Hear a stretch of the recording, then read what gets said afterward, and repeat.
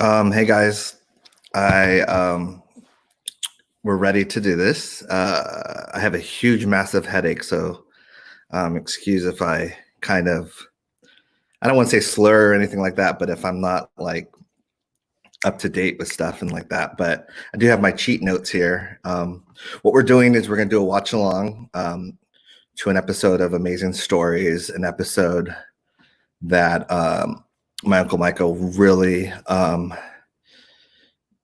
not only loved but identified with, and we watched it multiple times with him. And not only was it a great episode, but I saw a lot of symbolism in it as well in terms of connecting him, with the episode. And the episode is a really great episode. It was written and well, the story was by Mick Garris and directed by Mick Garris. And if people don't know who Mick Garris is, Mick Garris, he's known more for his horror movie, but he also directed The Stand, which is one of my favorite television miniseries. But he also he is credited with, along with I think Stephen King, the story and screenplay with Stan Winston for Ghosts. So it's kind of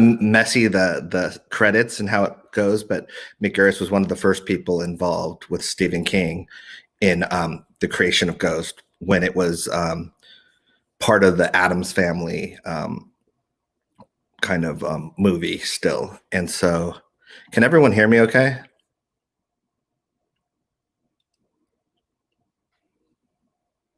Just want to make sure everyone can hear me okay before. And what we're going to do as well is I'm going to count down and then we're going to just press play. It's going to be very non-technical, but throughout I'll kind of say what is going on as well, so you guys will know, like, oh shoot, I'm synced up or I'm not sunk up. But Amazing Stories, for people that don't know, it was for two. Was a 2 seasons, and now it's been kind of revamped. I guess they had a season that came out. I think it was this year. I don't know. I watched the new season and really enjoyed it, but it was the old seasons that I really loved and the ones that I watched with my uncle. And we're gonna watch another one probably next week, which is his favorite episode. I didn't want to do his favorite episode first because I kind of wanted to do the one that kind of wasn't, in a way, one of my favorites, but was his favorite too. There's 3 that he made us watch more than once. And I think it was the way why he did that in general, is you'll see, because when you guys saw the story and you saw it, you can understand it. But also, I think he loved watching other people watch things that he enjoyed. And it was kind of like him watching it for the first time again, kind of reliving it, and that enjoyment, kind of like, this is what I love. I want you to be part of this as well. And so I love the idea behind it, because I truly feel that Ghost was so long ago, like they started it so long ago. And I truly feel that because of this episode, even though Mick Garris worked hand in hand with Stephen King, I know my uncle had something to do with him being part of Ghost as well, because my uncle always uses people that he admires, or people, or directors that he admires, or in that way. And so I don't think it's a coincidence. And Mick Garris, he tells a lovely story in one of the interviews about how he was also an uncredited zombie in Thriller. And so I just think it's very interesting, the synergy behind that.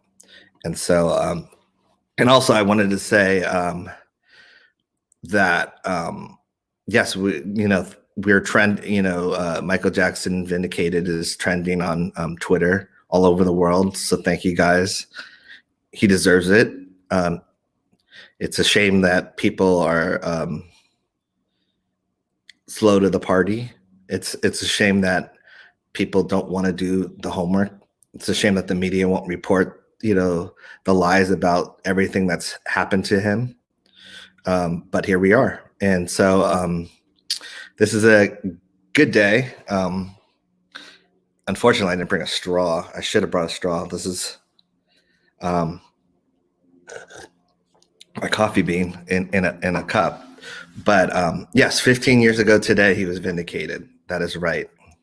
Um, 14 counts, not guilty. And let's keep reminding people that, because what they did to him in Leaving Neverland was, to me, almost criminal. It really was, because it was the idea behind it was to assassinate his character and not even give him a chance to speak up, to for his family to speak up for anything. They just basically hit us with this, and that's why I called it a hit piece. A hit piece, if for the foreign people, means that it's designed to. It's like a hit job.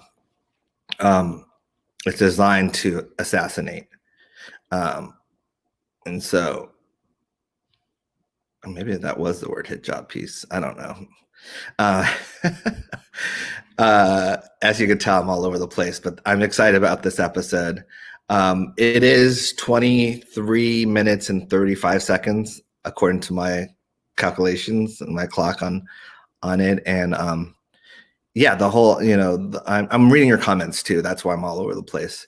Your comments are there, the video's there.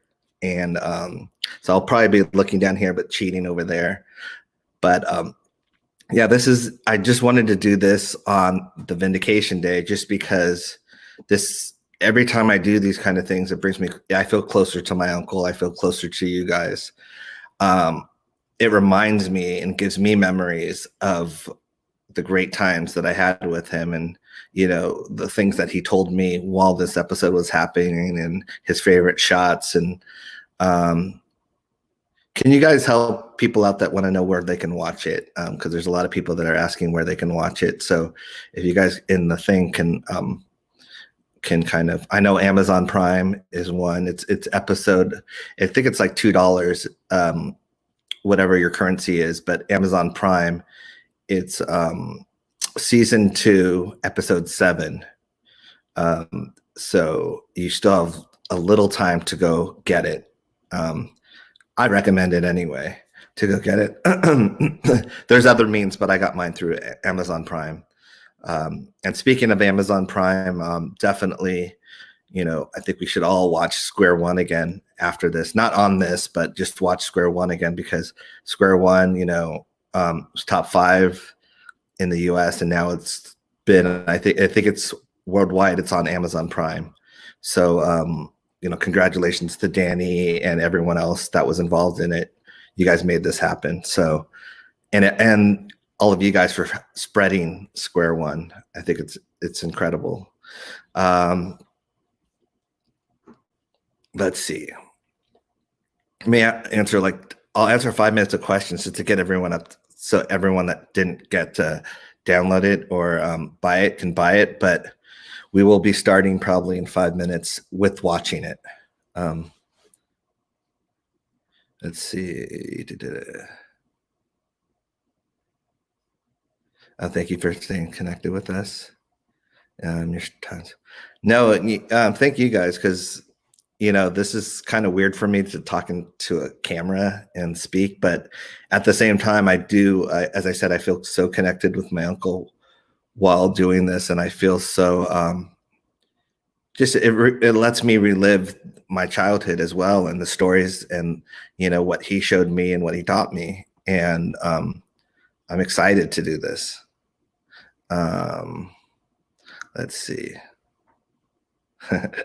What song did Michael himself like most? I don't know. That's a good question. I don't think he had a favorite song, but I can tell you he would, for his songs, Will You Be There was one that he always sung to me. But I don't know if it was kind of, a prophecy in a way, like asking me, will I be there? Because he loved that, hold me like a river Jordan, line. And just, I don't know. I don't know what his favorite was, but I can tell you that he sung "Will You Be There" a lot around when I was around. And he didn't do that with other songs as much. So I think he was very proud of the lyrics, but also very proud of the message, and kind of wondering, will everyone be there for him when he's gone?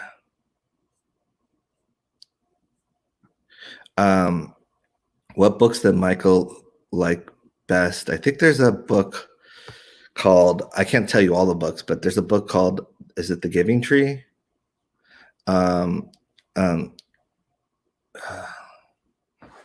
on. There's a couple of books that he really enjoyed. I'm butchering. I'm going to butcher one of the names, but I'm going to look it up. I'm going to cheat real quick.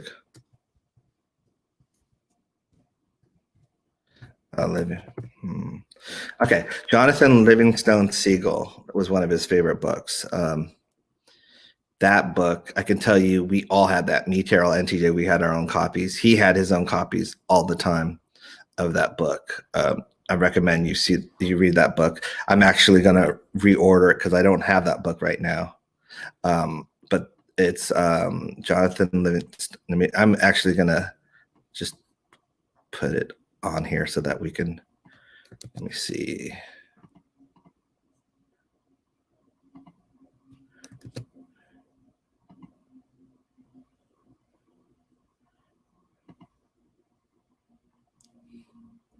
So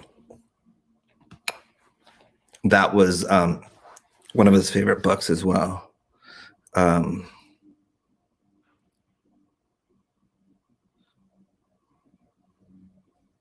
Reading Jesus right now. It's a great book, the Bible. I'm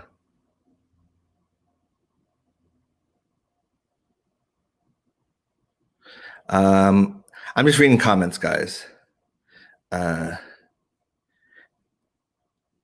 I know you guys can't see the comments. It's not fair.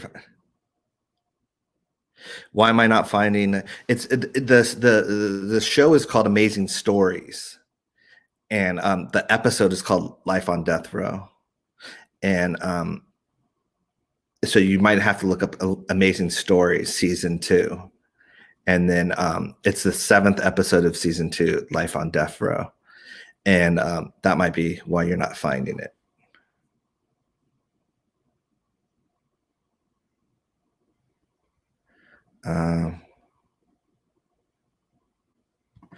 You ever tell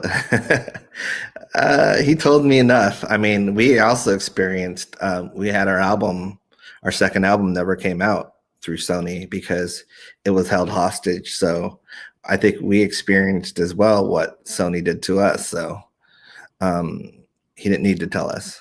Yes. Let's see. Everything.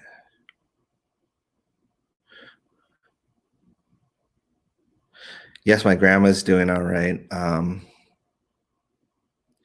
Thank you for asking. Oh, I will be telling you what Michael's favorite Amazing Stories one is. That one I will be telling you because we will be watching it as well. That one I'll probably have a little more to say on that. But once you see it, you'll know why it's his favorite one. It's pretty obvious. There's a magical element to it. Hold on 1 second. Yeah. And if you guys do check on some of the comments, some people are posting free links to it. I don't know if that's legal or not, so I can't recommend that. I bought my copy, so. Let's see. Okay, I think that's enough time. We'll start at 12:30. It's 23 minutes. That'll give us the perfect amount of time. Yeah, but I'm excited. We have a lot to go through in that, and I think everyone's kind of ready to stop hearing me yab about this and start going. Let me see. I think that's enough for the questions right now. Yeah, this is just a watch along. This is not like a full-fledged live stream. But yes, Michael Jackson Vindicated is trending. I think it still is trending. Please, please, please. I think after this, we are going to trend again. Or try to retrend it right after we watch this.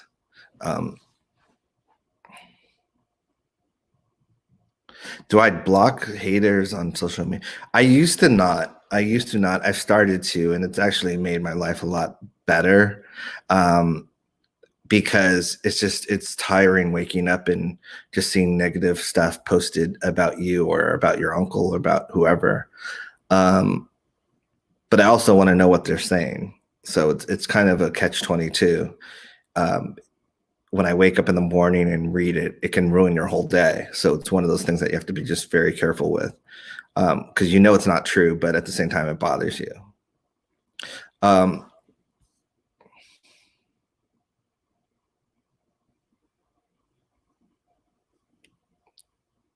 Do I see Ice Cube's tweets? Which one? Hold on. He tweeted a lot. I don't know which one you're referring to. All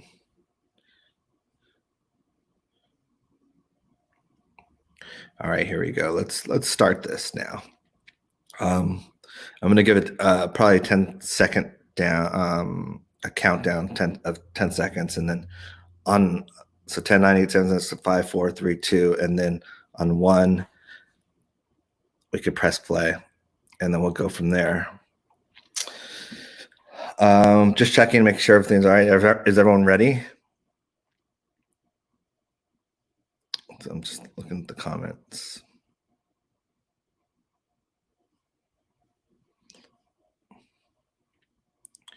All right.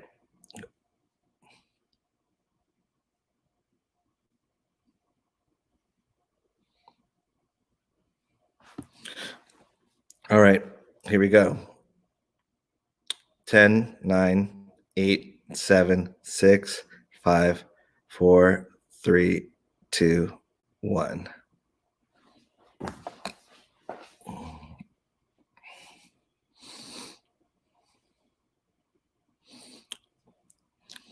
So I remember this intro. There's certain intros that kind of bring back my childhood, and this is one of them. Amazing Stories was executive produced by Steven Spielberg. There's something magical about it. It was kind of like his version of the Twilight Zone. And yeah, the theme song still gets me every time. But I can't wait for you guys to see the next episode as well.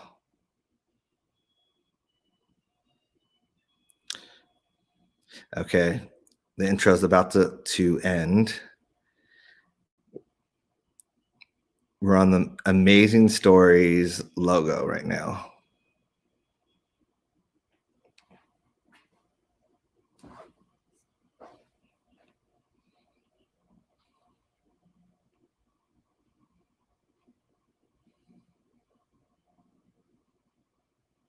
Life on Death Row. Patrick Swayze, who I thought was amazing in this. That's Hector Elizondo, great actor.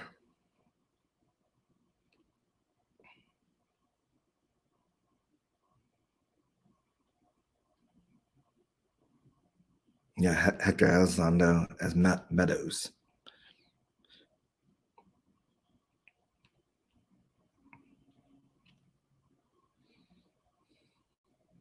Executive producer Steven Spielberg. Sorry for that. Story by Mick Garris, and then teleplay, which is like a screenplay by, and I didn't read the name fast enough, so I apologize.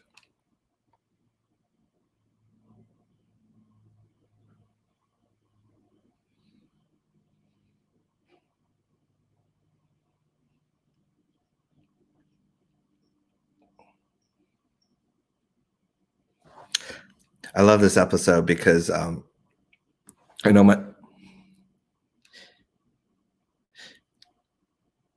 My uncle loved the entrance of Patrick Swayze. He enjoyed that a lot in terms of how he played it.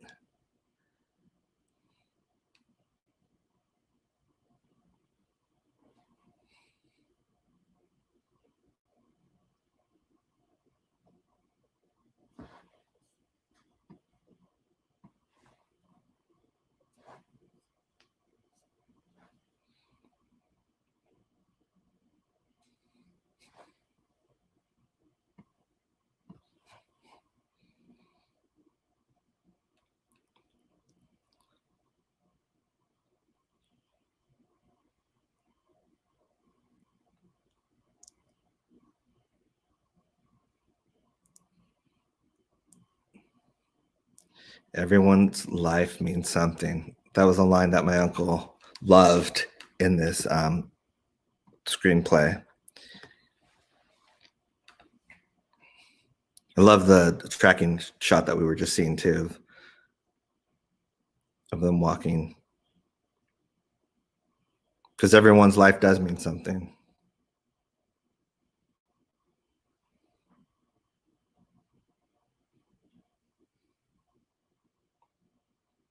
See, when we'd watch this too, the first time we'd watch it, he just wanted us to get the story and the idea behind it. But then, then the next couple of times you watch it, you start learning about direction and like camera placement and stuff like that. And Mick Garris does an amazing job directing in this episode in terms of just in general.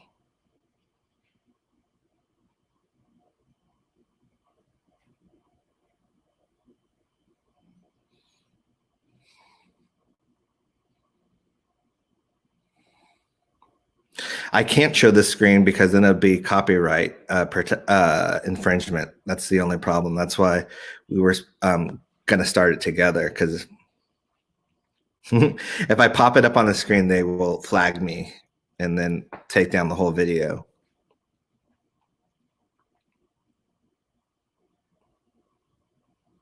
All right.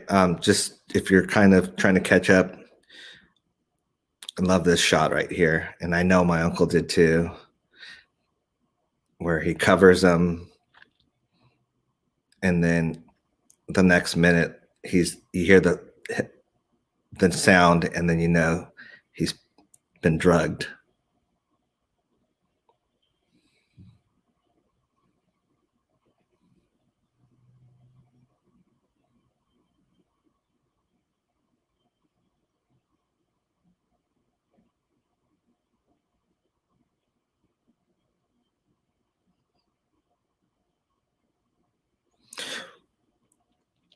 Just on the comments, what was your guys' first impression of watching this, in general?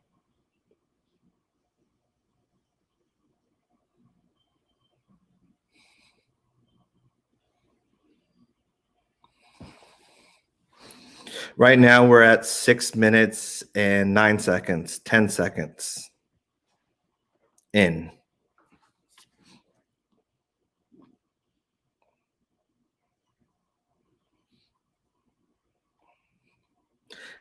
They're trying to do the prison break. Yes, it does remind. And actually, Stephen King, was heavily involved with, was friends with Mick Garris and still is, and so there's probably no coincidence in that way.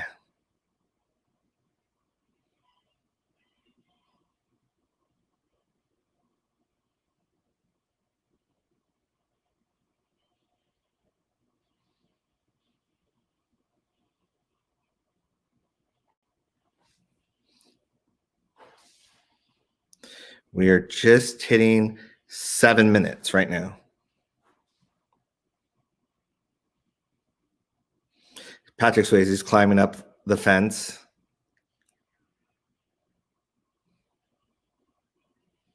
And there it is, electrocution.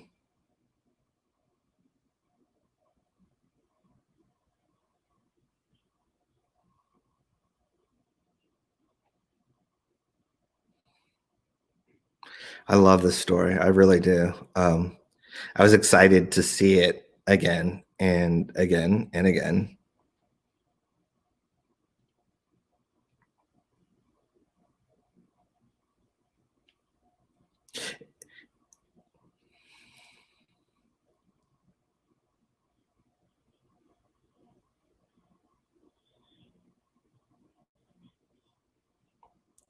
There it is, the magic.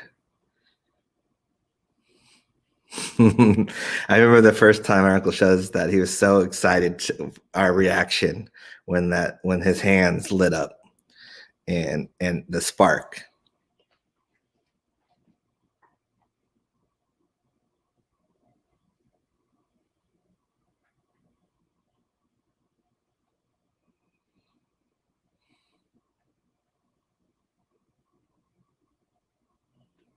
Yes, this chat will be saved.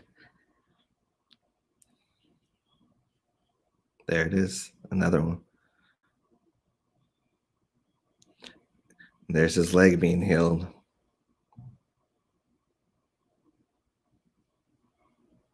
From what I remember, my uncle also loved how Patrick Swayze backs up, like he's kind of scared of himself in a way. My uncle loved that performance, how he did that.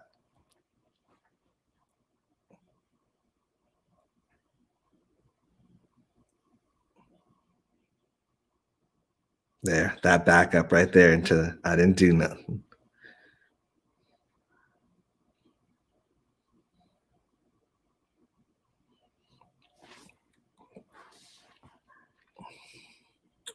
We're at 9 minutes 23 seconds, and commercial would have gone to.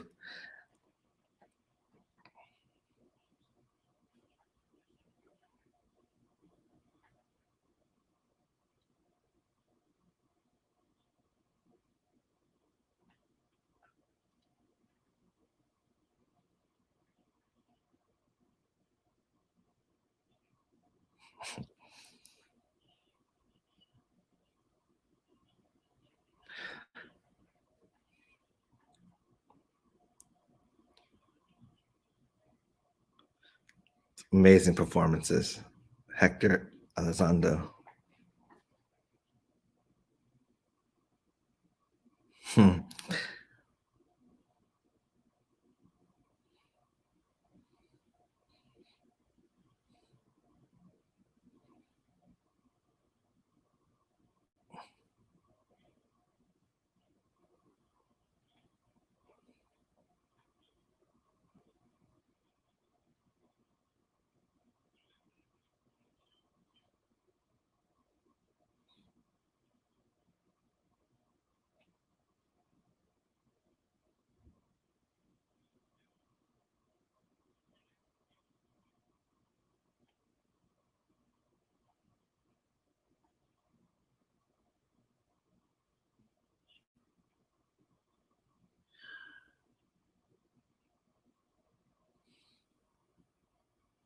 My uncle loved this scene as well.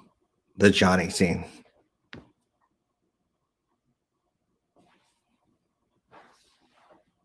You can help him. You have to help him. It's coming up. I love that line. You have to help him. Here it comes. You have to help him. There it is. I think that's how my uncle felt.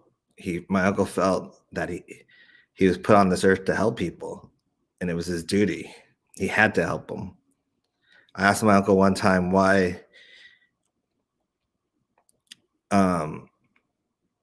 he helped Gavin, why he risked everything to help Gavin, and it was, I couldn't let him die. I couldn't let him die.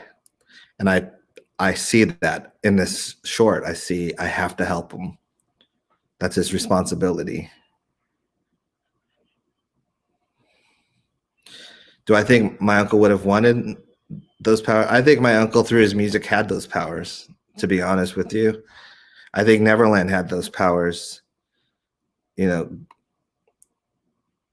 I really do. And you can call me crazy or whatever, but, you know, music is known to heal people.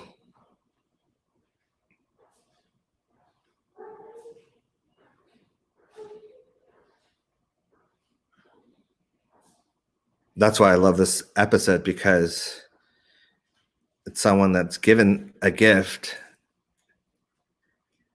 And what do you do with that gift? And that's why they were so threatened by my uncle, was because he had a gift, as Meadows just said. All right, we're approaching 13 minutes right now.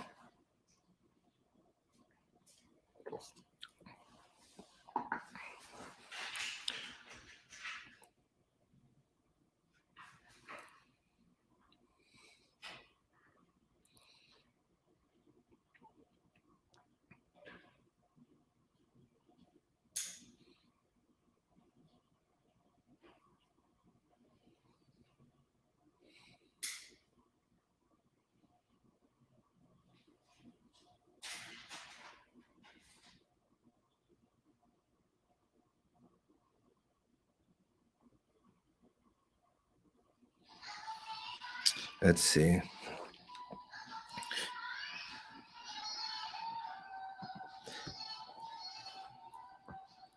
I love this. This was I think his favorite. I'll not say that about because I keep saying what's his favorite scene of this episode, but what's coming up, as you guys have seen.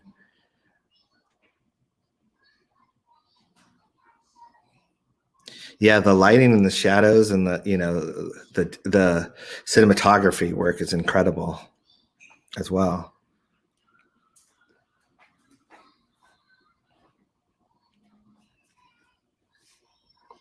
I'll be honest with you.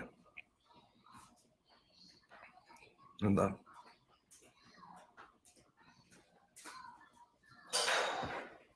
yeah, very film noir.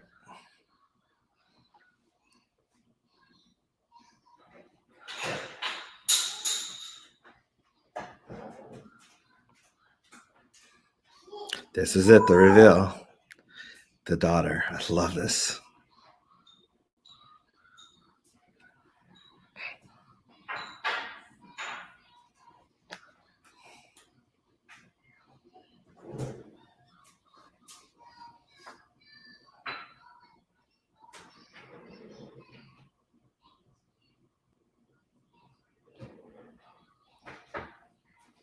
Who's this?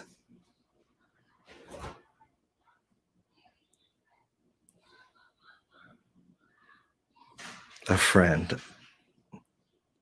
I love it. My uncle loved that line. A friend. Who's this? A friend.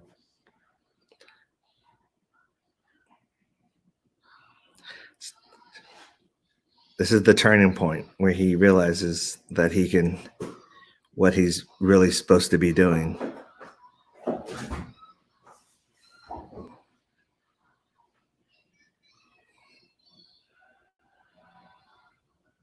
And the smile that she gives him and the smile he gives back. He realized he can help her.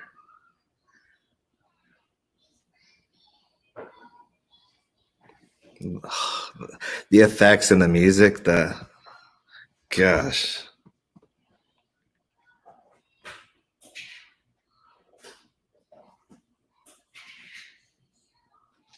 No, the warden basically was someone that was his not his enemy, but did everything in his power before that to, you know, to be an enemy.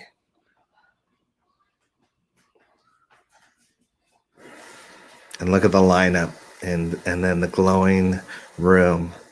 Ugh.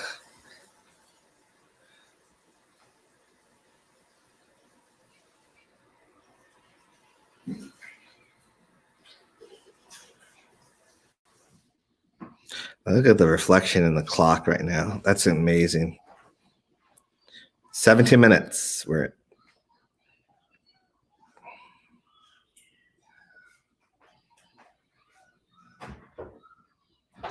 they used him, yes, but at the same time, some people saw his power. Some people saw what he could do, and other people ignored it.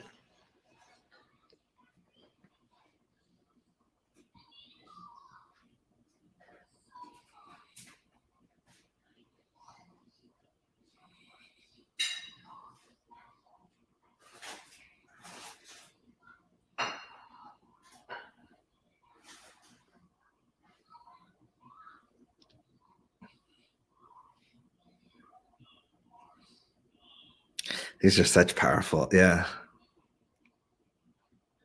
People were afraid. Yeah, I think that's the thing. People were afraid of my uncle.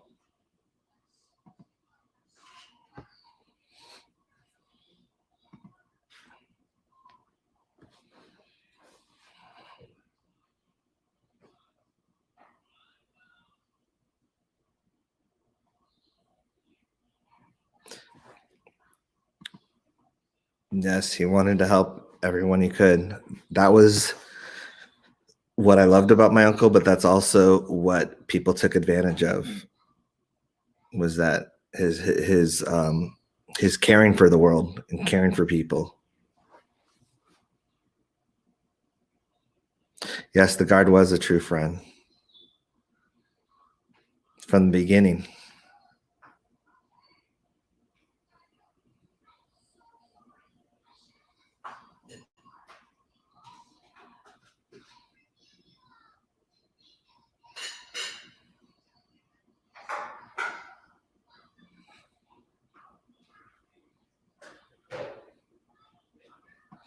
Yeah, he's healing everyone he can. These shots, right? Yeah. Whew.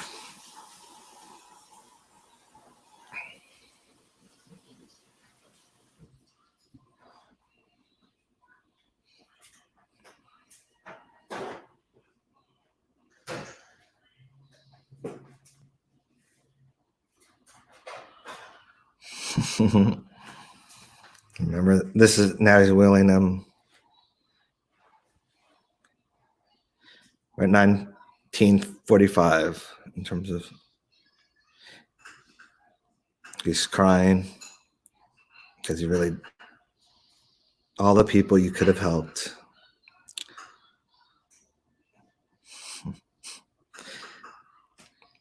And there you go. My God.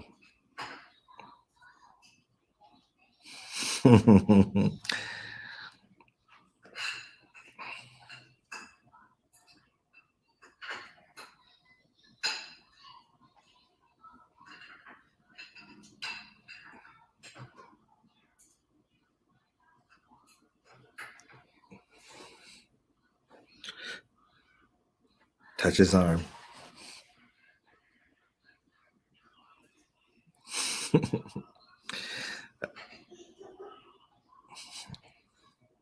This show takes a twist that I wasn't expecting at the time, but it's so magical and something that I absolutely love.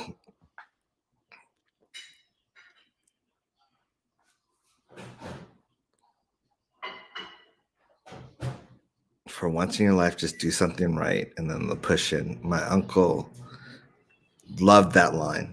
And when I said loved, I hadn't seen this probably for a decade, and I remembered that line because I remember my uncle saying that. That guy.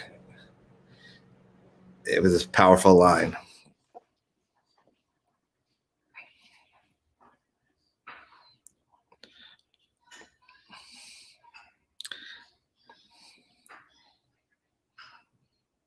And then the glow right there, that long shot or wide shot of everything illuminating. Amazing.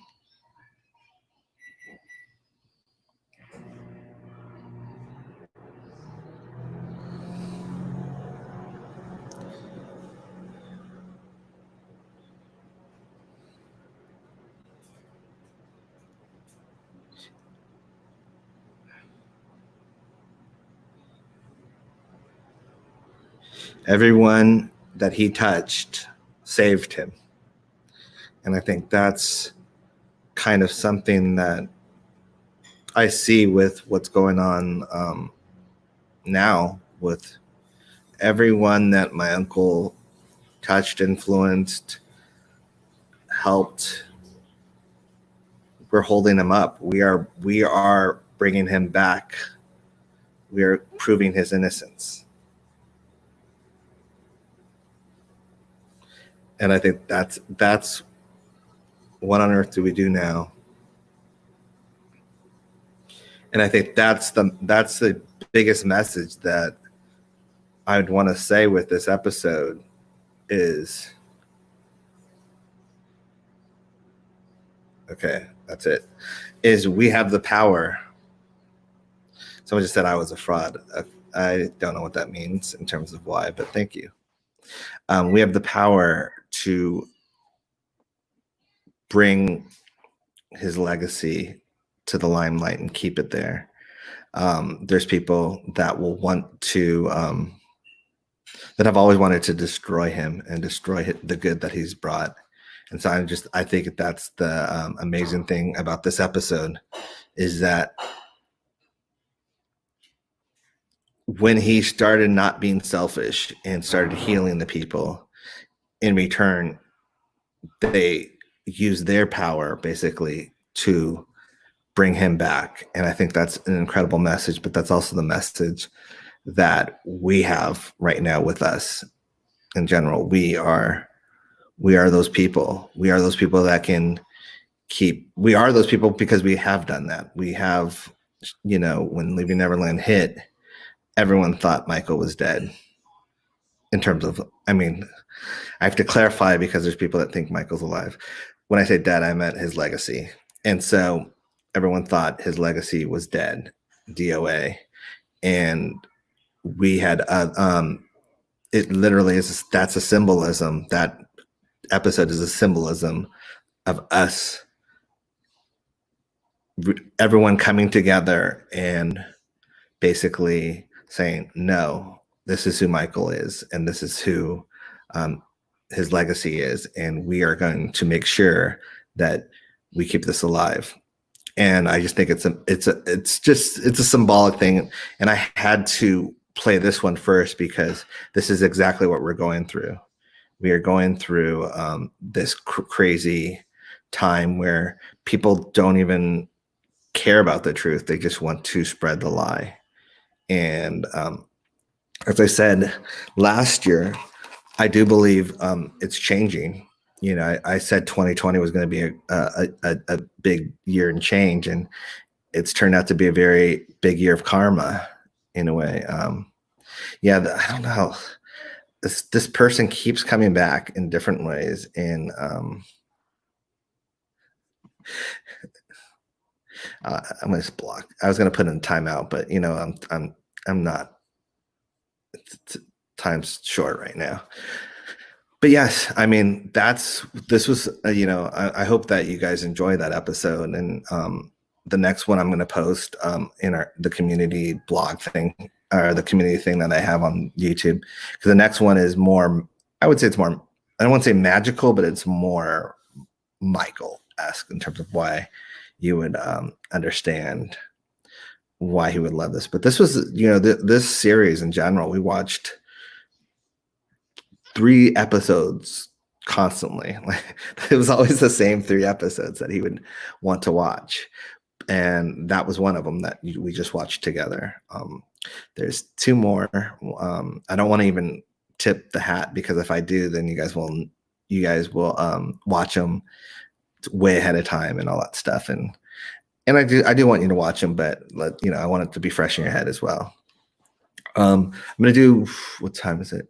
Do like 5 minutes of questions, and then we'll go to something else, or I'll wrap it up, because we have to, as I said before, we are going to trend or retrend, because it's trending already. Sorry about the typing noise.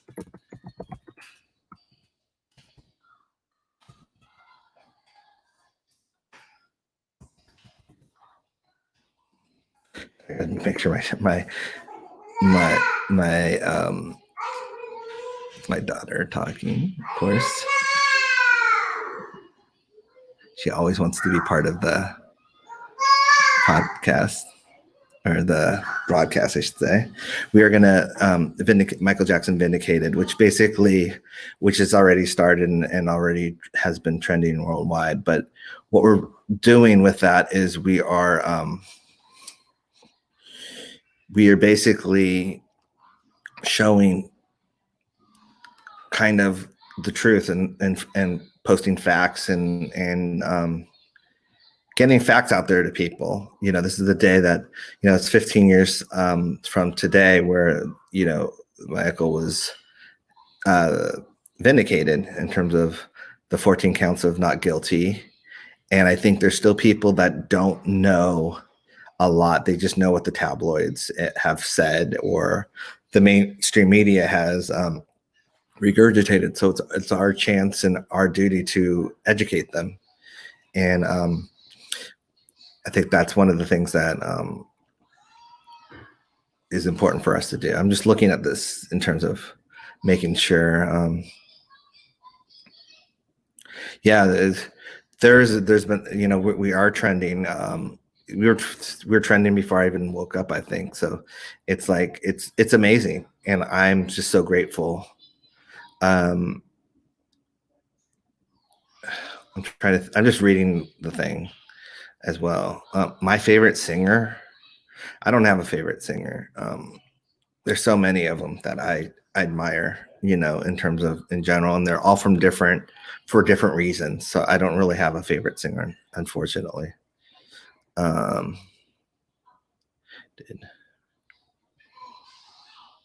Did Michael ever incorporate his short films?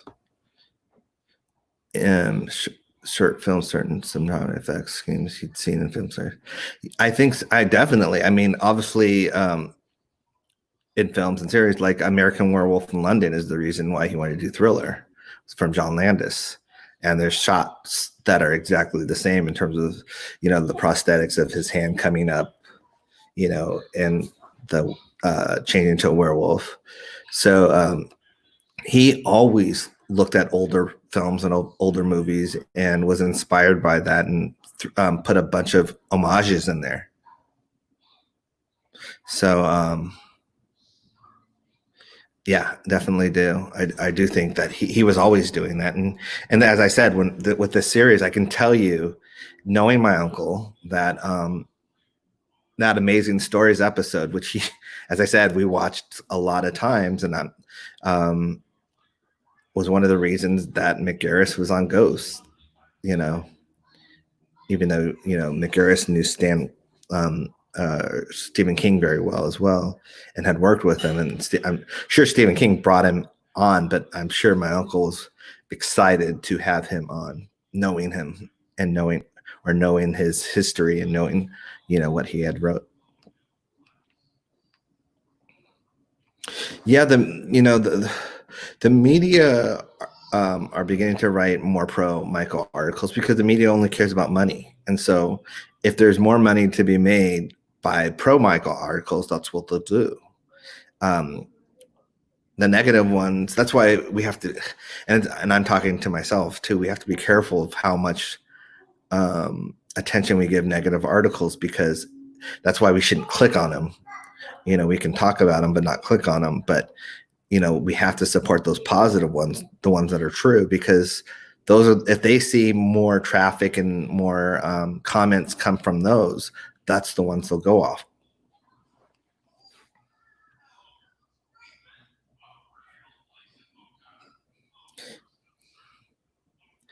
Make a huge documentary. Yeah, making a huge series that will incorporate a lot of what was going on, is going on, and because I think people need to be called out. This is, as I said, this year people are being called out in 2020, but I think there's people in the shadows that have still not been exposed for their role.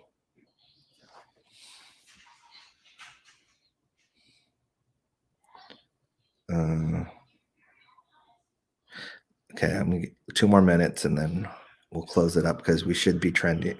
I mean, we should be tweeting and stuff like that. Of Human Nature's short film, I don't know. I don't have that answer, unfortunately. And as I've always said, thank you guys in general for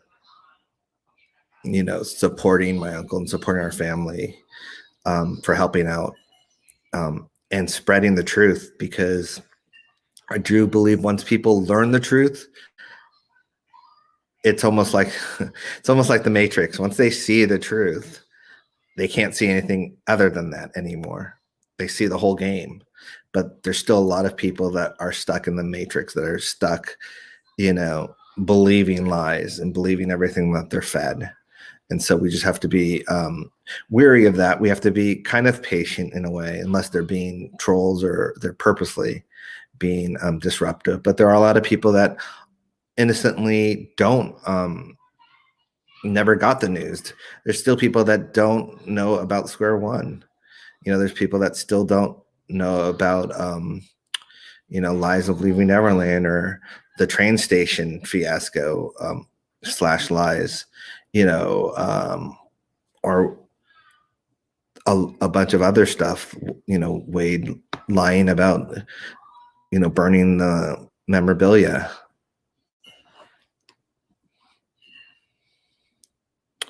Okay, let's see.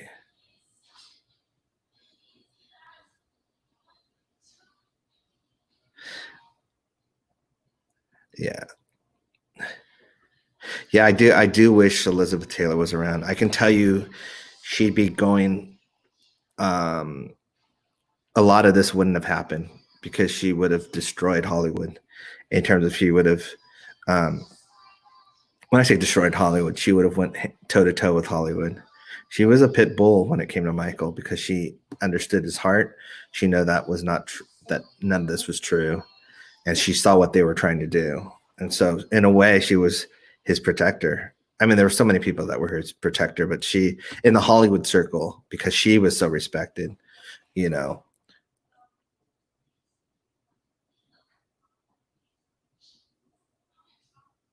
All right, I think that's where we'll. Why all the controversy around Michael's death? I think that has to do with the fact that, Michael was someone that was very fearful of dying. He was very powerful, and he always, there's always people around that made him feel that his life was in danger. And he would always tell us, me and my brothers, they're going to kill me, for my publishing, or they're going to kill me because I know too much. And I think that is one of the reasons why when someone mysteriously dies all of a sudden, you have questions and you're like, okay, I don't believe what they're telling me. What's the truth?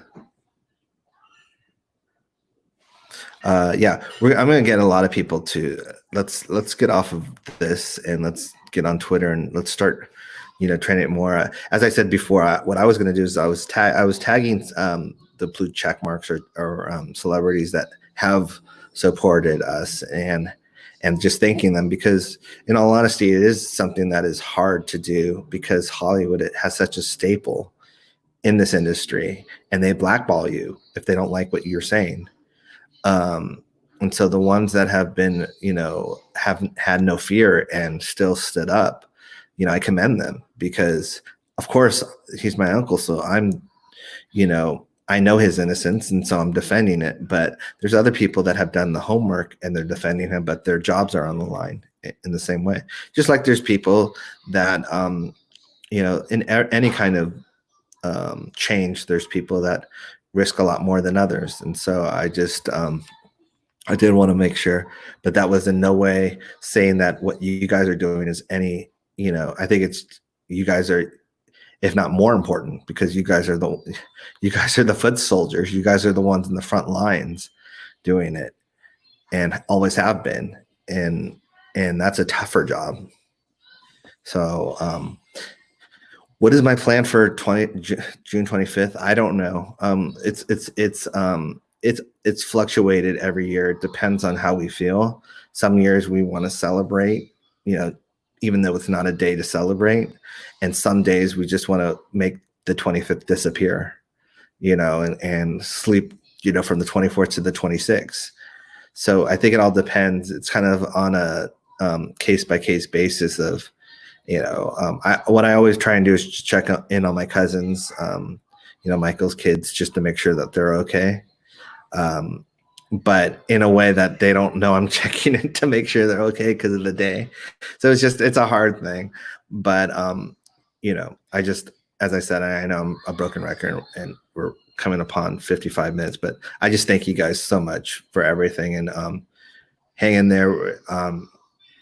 We have so many people actually coming to us now, now feeling comfortable and safe enough to talk, I would say, in a way that before it was such a mob mentality, with Me Too and the Time's Up, that if you defended Michael, supported Michael, you were considered an enabler, or you were considered and I think people are starting to wake up to the truth that that's not, some accusers do lie, especially when it comes to financial gains.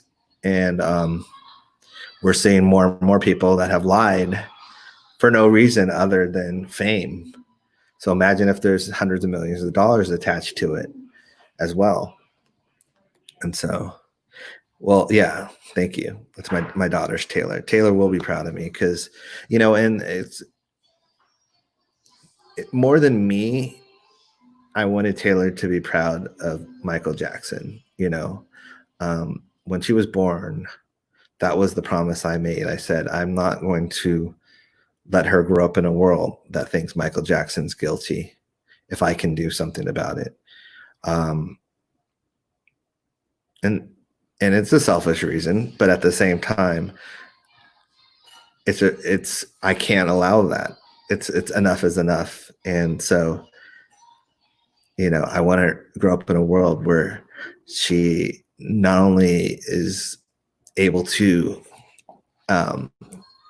appreciate his music and love his music, which is what she does now, but she walks with her head high and tall and proud because she came from a family of royalty. And I have to say this, but I don't mean that in any way, that we're better than anyone else, because that's not the Jackson way. But when it comes to music, I do believe there's a royal family.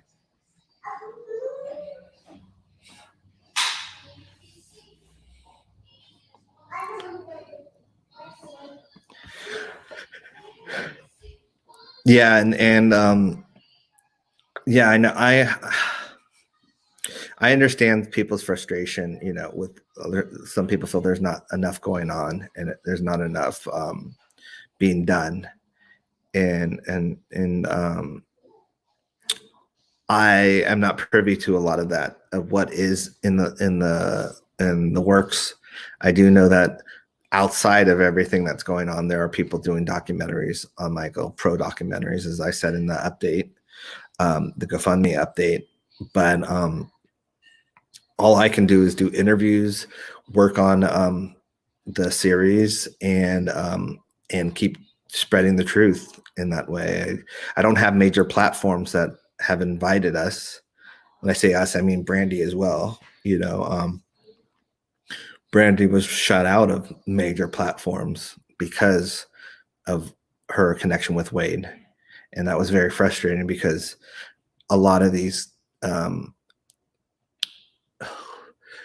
shows that everyone takes as, oh wow, they're so pro-black, or a lot of them wouldn't return our calls.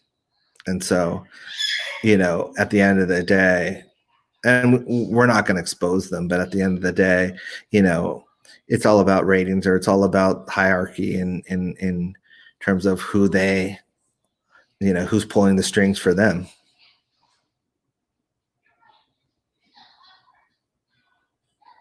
I'm always available by email, whatever. I try and do as many interviews as I can. I don't take, as a lot of people can tell you, I don't prioritize.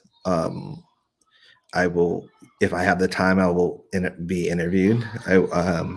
Because it's who I am. I don't favor one person over the other. And so, yeah, sorry, I didn't have enough coffee today, so please excuse me. Well, Amazon Prime will use docuseries because Amazon Prime. Yeah, I mean, possibly. I mean, that would be one place to release it. I'm still going for Netflix, but if Netflix is not, um, courageous enough to do it, then 100% Amazon Prime would be a great one. But there's other ones too that would be great as well. I just don't. I've trust issues when it comes to the media and Michael Jackson. I've trust issues when it comes to my family and the media. I just do. We've been. Am I in touch with Hamid? Yes, very much so. Um, and let's see. Yeah, the problem with the big TV broadcasts is that they have their own network for their country. I want this to be worldwide. I don't want this just to be, oh, this is playing in America, or this is playing in the UK, or this is playing in France. I want it to play all over the world because Michael was global and the lie went all over the world. So that's why I wanted to be in some kind of place where it could go to the world and it's not stagnated, it's not chopped up in terms of it's the way it has to be.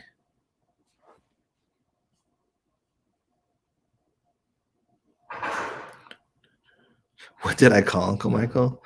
Um, there's a lot of names. Applehead, Reba, um, Uncle Dudu, which is the most famous one for us. And I don't have an answer to why we did that. We just, it was, I don't know. It was such a kiddie thing, but it was fun. And it was, and then it was Dudu just because, when we got older, we just Dudu, and then just the whatever we would ask him. And it was just like, it sounds weird for people to hear that, but for us, you can see us on video. It's like almost calling someone yo or hey, but it was, yeah, I'm smiling because those are good. Like whenever I smile, it's usually because there's a good memory attached to it.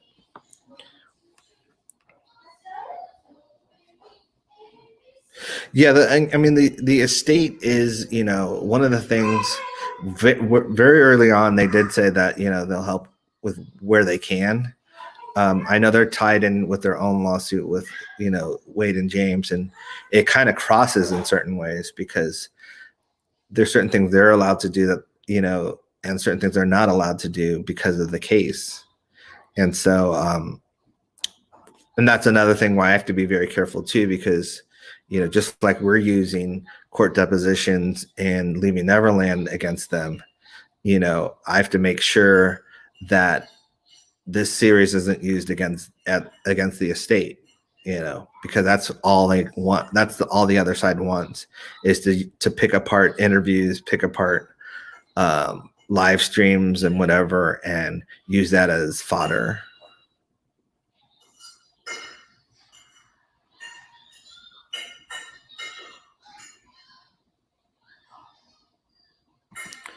What would I say to people who used to think he was guilty, but now I would just say, welcome, thank you for doing the homework.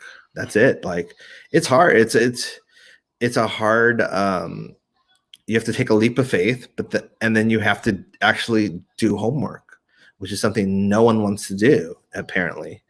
And so you have to do that. You have to do two courageous things. But once you do that and you realize it, there's no one that can tell you otherwise at that point, because you have the truth armed, in your back pocket. And that truth and the facts and all that stuff, I don't care who it is. I'll go in any interview. Any person can challenge me, but no one was there like I was there. No one spent as much time with Michael Jackson, as me and my brothers did or his family did. No one did. So, don't tell me that you know Michael Jackson better than I do.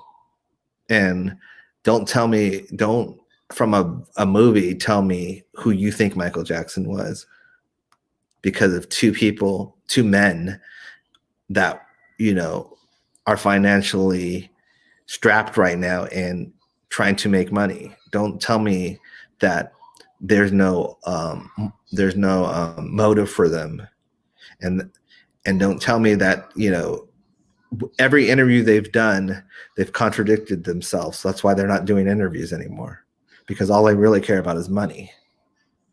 And so while I'm still doing interviews, they are not, because in the scheme of things, it was all about money in the court case. It wasn't about getting the word out there or being a fighter for justice or a fighter for, for sexual abuse. They don't care about that stuff. They never have. Sorry, I got a little upset, but that's the truth. Because if they cared, they'd be out there right now still fighting. But they're cowering and hiding, trying to wait for their day so that they can try and make some money.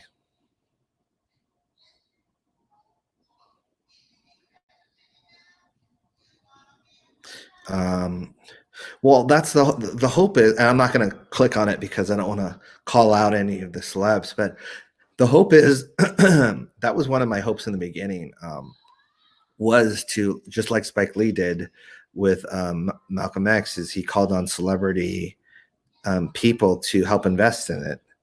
The problem with that approach right now, and it's getting better, but back then, was that so many people were so scared of being attached to it because of Leaving Neverland. Now that it's starting to change, it's getting better, and that's a good approach to start coming back to. But even today, people, when any celebrity does something pro Michael or anything, they still attack him.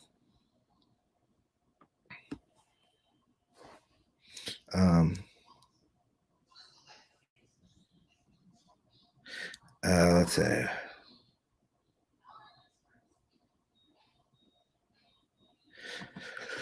I bet they will get them. I hope not. I truly do. I mean, if the judge is fair and actually, allows things to be to play out, they won't, because there are, the truth is on our side, and I think just like the other cases that they tried, they contradict themselves.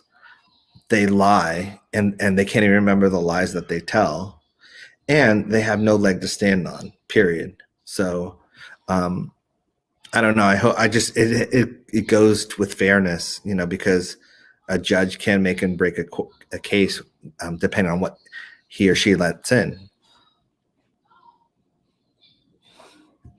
My uncle is used to cover up for Epstein, but yeah, I've said that along.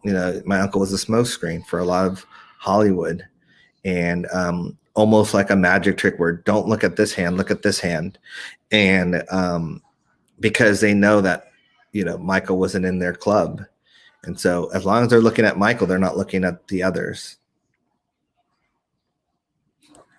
All right,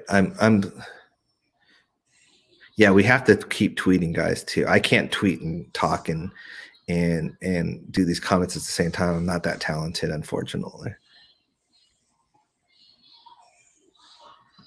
Did Michael like Tristan's? I'm going to ask Prince and BG. They know that. I'm trying to think about that. I know he loved Michael Keaton's Batman.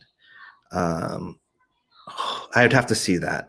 I know he loved Batman in general. And I remember a memory I have is in Vegas where there's something Batman going on. I got to remember what it was, which year it was, and whatever, because I don't want to give the wrong info out.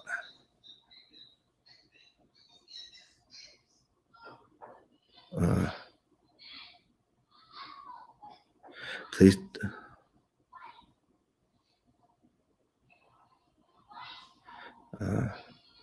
Yeah, my uncle has been this scapegoat. It's been a lot of injustice. I didn't. I never watched Pirates of the Caribbean with my uncle. I can tell you that he was a huge Johnny Depp fan. Watched What's Eating Gilbert Grape with my uncle. I watched Edward Scissorhands with my uncle. He absolutely loved that movie. What other Johnny Depp movies did I watch with my uncle? I'll have to think about it, but I know that he loved and respected Johnny Depp and his acting. So yeah, thank you guys again. And yeah, let's keep tweeting. It keeps going back and forth in terms of trending, not trending, whatever. Let's keep tweeting, but also remember to get those facts out there, because people do check tweets out and see what's trending, and they see why it's trending. And yeah, let's, everyone be good, and I hope everyone's fine. And that's all I can say for this. This went way longer than I thought it was going to go, but thank you guys for hanging in there, and I'll see you guys on Twitter.